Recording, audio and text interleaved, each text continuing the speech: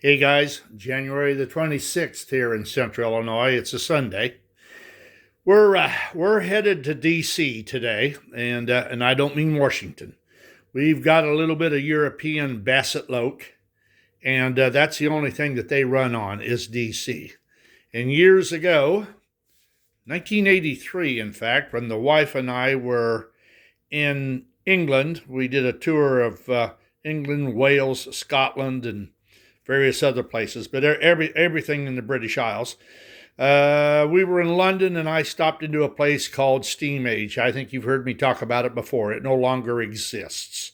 And my primary purpose was to bring home something that was of electric train value. Well, this is a Basset Loke, and this is a Prince Charles. So this was named after the prince.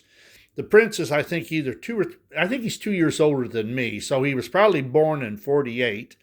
So this probably came out in the 50s. I would imagine between 50 and 55, somewhere in there. But it's just I would call it just a cheap Basset Loke. It's got a DC motor. It's got cast iron drivers, and it's in the National Railway colors, British Rail. I would have preferred, well, looking back on it, I would have preferred to have gotten a rail line that was before the war, before they were taken over by the government.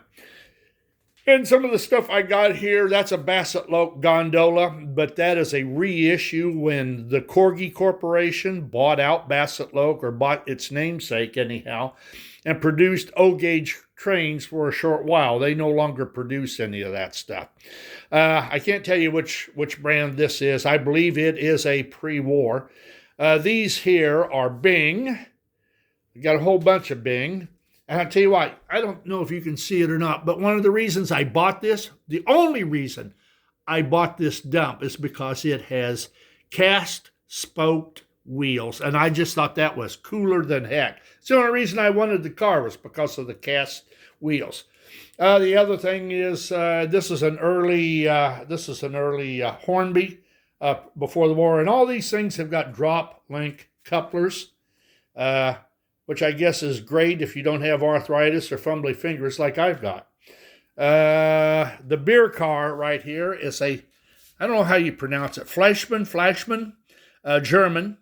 I believe that I either had their live steam or a Wisco live steam when I was a kid, but this is the post-war German. They made O-gauge, and they made them in electric and clockwork, and it was 2-rail O-gauge. Some halfway decent stuff. We've got a brake van here. This also is a reissue by Corgi. This one has lights in it, or it's got a place for batteries, and it's got flashing lights, tail lights on the end. So I guess it's their idea of a caboose. They apply pressure to the brakes, which helps slow the whole train down. And I think this is a 10-ton brake van. I bought it when we were in England too. There's the box that it came in. But back in the early days, I wanted to lay my hands on everything we can. Well, now most of this stuff, if it's post-war, I'm trying to get rid of it. I'm trying to stay true to my collection of pre-war stuff, and I got a fair gob of maybe 15, 20 pieces of post-war stuff. But we'll go ahead and we'll run this Basset Loke. Now, I used to run these with the Z.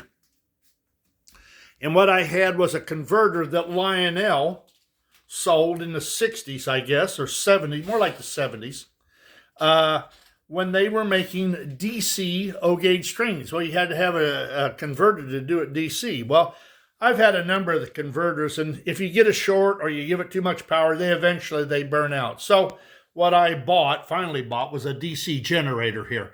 And I just hook it up to the tracks.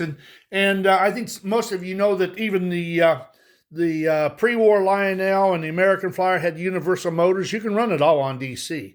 But I have to run it on DC on this because that's the only thing the Bassett Loc will run on. So, and here again, direct drive, worm drive. So if you cut the power to it, everything comes to a screeching halt. So here we go. Quick little run around the track. Oh, I'll tell you what, that DC motor in there, it really makes it smell. The ozone smell is almost overwhelming in here. Here we go.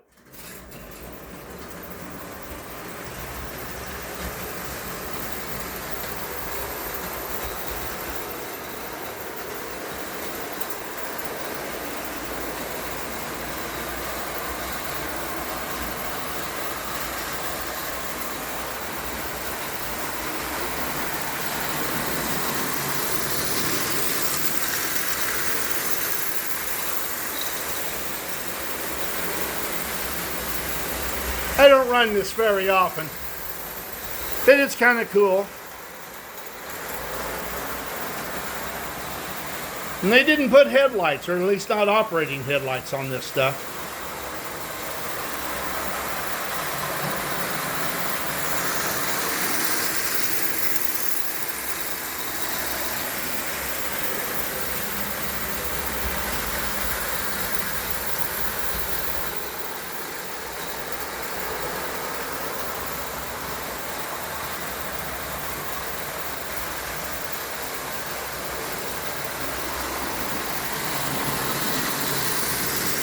Well, that's pretty much it. Like I say, when you kill the power to it, she stops on a dime. All right, guys, that's pretty much it. That's it for my trip to DC. You have a good Sunday. Going to be in the 30s here, so almost a heat wave. We'll talk with you later. Toodaloo.